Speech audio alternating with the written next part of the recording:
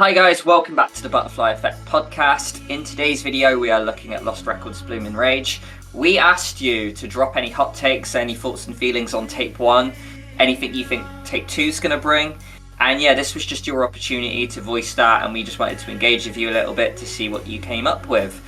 So Jack, I'll let you kickstart if you wanted to pick a comment. Yeah, of course. So obviously, looking at these comments, there is a big overwhelming majority of people saying that they thought this episode was too slow or boring. Lewis Davidson saying, sorry, I do not like Lost Records, I find it kind of uneventful. Watch with No Eyes saying it wasn't able to catch my eye. James Totten saying I found it boring. Tatjana saying I feel like Tape 1 was way too slow. Dark Tiger also saying that it was really boring to play. Arkham 2 saying that it was quite slow, so it's not going to be on their priority list. Obviously, having seen our analysis series, you'll know what my thoughts are on it, in that I do think that pacing is an issue in this Tape 1 episode. I feel like it takes far too long to get to the abyss.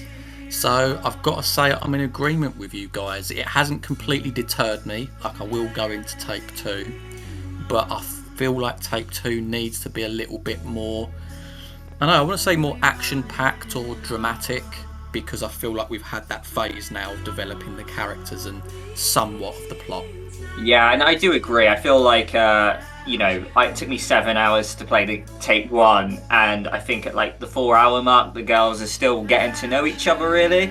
So pacing is definitely one of the biggest issues of Tape 1, and I can only just hope and pray that Tape 2 doesn't have that issue, because their connection's already established. You don't really need to build the characters anymore.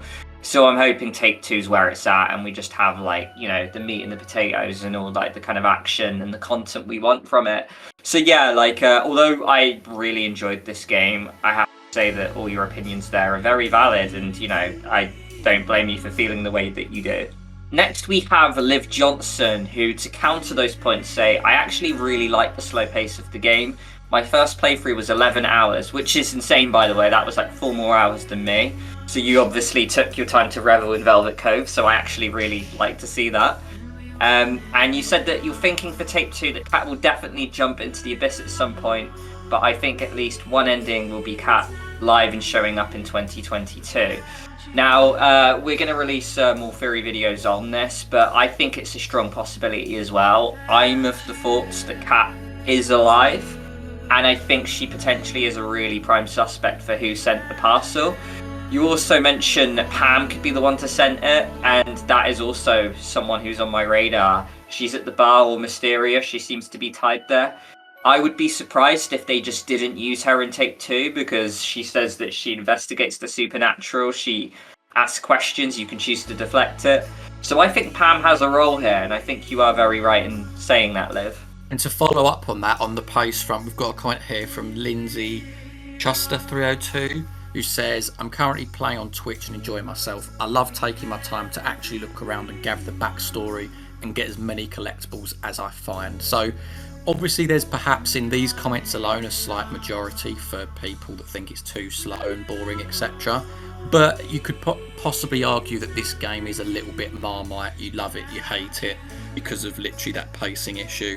But I do agree that I think in comparison to, say, Life is Strange games, like of old, that this one is far more engaging and interactive because of the use of the video camera, and because of the whole thing where you can make little films as well. So I completely understand that point.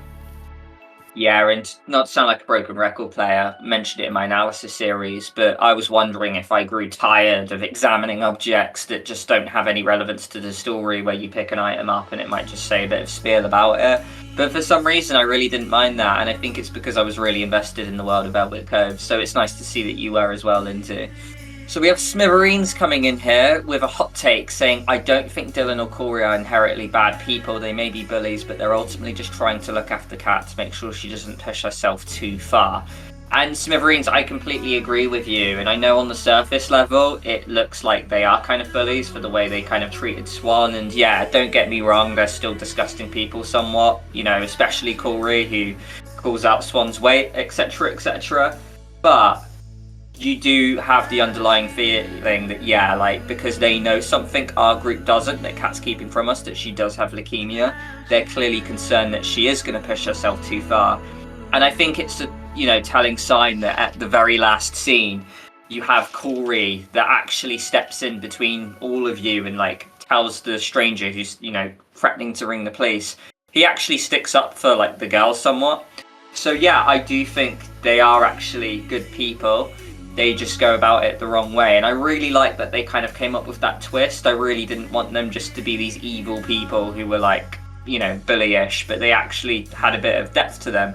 So yeah, I'm completely with you on that, Smithereens. I think my take on that is less so for Dylan, because I think that she's just being like the considerate or caring sister, but like you say, she perhaps comes across the same way. Corey, I'm still a bit hit and miss on. Like, at the end, he obviously does a very good thing, like when Kat obviously, completely passes out and he's like there carrying her and obviously doing it on behalf of Dylan as well, I should say. But because of that early scene with Swan, where they knew that, or they assumed that Kat wasn't there, and sure, Swan was filming, but she wasn't filming then, and it just sort of dragged on too much. And even in that second scene, when he's trying to persuade Kat to get out of there, he starts like calling them names and stuff like that. So I'm a little bit less sold on Corey, but this is the sort of character that perhaps you could get in older Don't Nod games like Life is Strange, where he could well go on an arc and ultimately become more of a good guy by the end of Take 2. So we'll just have to see on that front. And Dark Tiger says, bonus questions I want to lay on you both. Do you think this game got delayed more because of Frank Stone and not double exposure? The theme of Lost Records seems more closely related to Frank Stone, considering we have both filmmaking and different time periods. Just a thought. You know what? It is quite funny in that sense, because they are remarkably similar and they come up, or come out in a rather short, window together. I'm still going to say that it is more on double exposure though, purely because of the history of Don't Nod working on that franchise. They know that both of these games have a very similar audience and they operate in that same world of magical realism but grounded issues. But so therefore I do think it is somewhat of a coincidence that the filming aspect of Frank Stone and the multiple timelines is part there, but it is a good observation. Yeah, I'm with Jack on this one, because obviously, we look at Lost Records as almost like the successor to Life is Strange. Don't Nod are the creators of Life is Strange, they handed it away, so Lost Records was their project, but they kind of wanted to be just as big and almost compete with like what they created, right? But I do actually agree with you, and I think you mentioned it in the stream and I didn't really pick up on it at the time, but yeah, there are a lot of similarities between Lost Records and Frank Stone. Filmmaking, different time periods. So yeah, like, and it's crazy, and I think, to kind of like amplify that point even more, I do have a little theory that we're potentially going to see Kat kind of coming back to the present timeline, but still kind of as a teenager. So that'll be super interesting to see if they kind of almost mirror what Chris did in Frank Stone. So Arkham's come up with a prediction that Take 2 will be them finding out they're all in danger and they have to undo their wishes. They can already see the potential choice where they have to redo their wish but to save Kat, but it would come at a price. This would be crazy if they actually do it. And a choice just like the ultimatum of Life is Strange 1. Oh, a tough choice. Yeah, no, like that could well be, and I wouldn't mind that. I don't think that would be quite expected, would it? So like, I guess Nora, like her fame and her like success in her career, she'd have to stop that. I guess it would mean that Swan would either like wouldn't be able to be strong or like free anymore. I'm more leaning to the theory though that Autumn could play a massive part here, because if we think back, she never actually had a wish, so it could be that Autumn's got a key role in Take 2 here. But yeah, no, very interesting, and I like the idea of the consequence. It would tie very well with the choices he made. And although Tape 1, like, I enjoyed it, the choices were fairly weak on a branching front, but I get they have to be, to kind of like tee you into Tape 2, but I'm hoping Tape 2 has some major choices, like we could get from your version of events there, which allows branching and different endings, which would be really fascinating for me. I must admit, I don't think it's going to happen, mostly because of what we've talked about already, in that, it's a give and take thing. and she wishes for fame, and she has become famous, but it's not in music per se. Swan has actually got away, and she's moved to Canada and such. But I would love that concept. It's that typical genie in a bottle story, whereby you're then constantly fighting against yourself because certain things are happening, and you're just getting in this spiral of all these choices that you've made. But I think the linearity of this game is perhaps going to prevent that from happening. Maybe that's something we could get from like a Quantic Dream or something like that. That would be absolutely epic. So yeah, honestly, really good points, Arkham. Interesting one here from Liv Johnson as well at the very end, who said also the meteor shower is going to cause something big to happen near the end of both timelines. Now, maybe I'm just not very observant, but I do not recall a meteor shower at all. But I'm going to go on a limb and say that, there is one.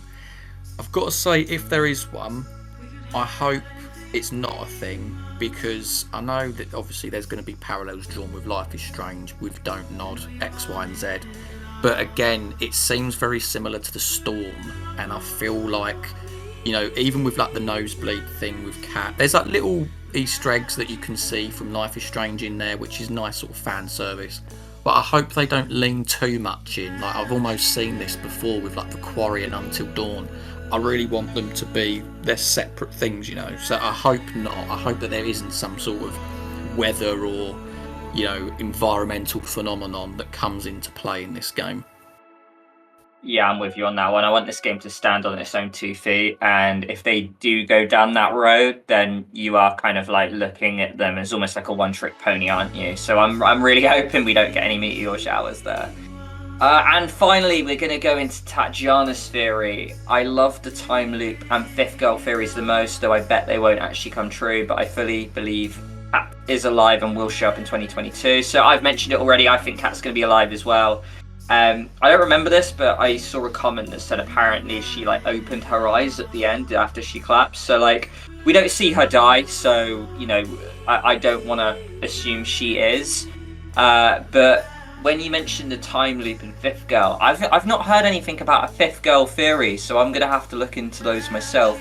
Jack, I don't know if you know what that means. Only in passing, just by looking at some things on Reddit, but I've not looked into it in too much detail. But I think the fifth girl theory is essentially that there is a fifth girl that they've all forgotten about, and that potentially she's the one that sent the box to them all to get them to remember her or something along those lines. I could be completely wrong, but yeah, that's the basis of it, I think.